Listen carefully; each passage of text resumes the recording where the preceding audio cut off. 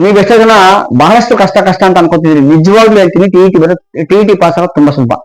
ಕೆಲವು ಕೆಟಗರಿಗೆ 83 ಇದೆ, 83 ತಗೊಂಡ್ರೆ ಪಾಸು. ಇನ್ ಕೆಲವು ಕೆಟಗರಿಗೆ 90 ಇದೆ, ಸೊ ಪಾಸ್. ಹೇಗ್ ಮಾಡ್ಬಾರ್ದು ನಿಮ್ಗೆ ಹೇಳ್ತೀನಿ.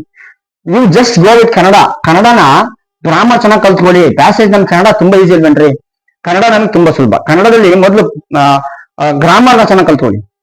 ಕನ್ನಡ ಗ್ರಾಮರ್ ಚೆನ್ನಾಗಿ ಕಲ್ತ್ಕೊಂಡ್ರೆ ನೀವು you can score out of 30 ಮಾಡ್ಬೋದು.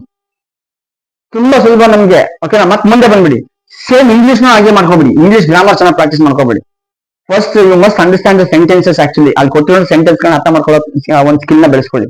ಇಂಗ್ಲಿಷ್ ಮೀಡಿಯಂ ಬುಕ್ ಗಳನ್ನ ಜಾಸ್ತಿ ಓದಿ. ಹಾಗೆ ನಿಮ್ಗೆ ಏನಾಗುತ್ತೆ, ಸೆಂಟೆನ್ಸ್ ಗಳು ಅರ್ಥ ಆಗೋದು ತುಂಬಾ ಈಸಿ ಆಗುತ್ತೆ.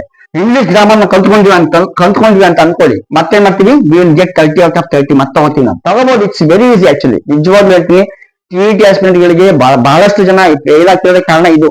ನೀವು ಎಲ್ಲಿ ಗಮನ ಕೊಡ್ಬೇಕು ಅಲ್ಲೇ ಗಮನ ಕೊಡ್ದೇನೆ ಬೇರೆ ಕಡೆ ಗಮನ ಕೊಟ್ಟಿದ್ದೀರಿ. ಸೈಕಾಲಜಿ ಜಾಸ್ತಿ ಗಮನ ಕೊಡ್ಬೇಡಿ. ನಾವು ಎಷ್ಟೇ ಚೆನ್ನಾಗಿ ಬರ್ದ್ರು ಕೂಡ ಸೈಕಾಲಜಿ ಏನಾಗುತ್ತೆ ಗೊತ್ತಾ, ಮ್ಯಾಕ್ಸಿಮಮ್ ನಮ್ಮೆಲ್ಲರಿಗೂ ಆಗುವಂಥದ್ದು 10.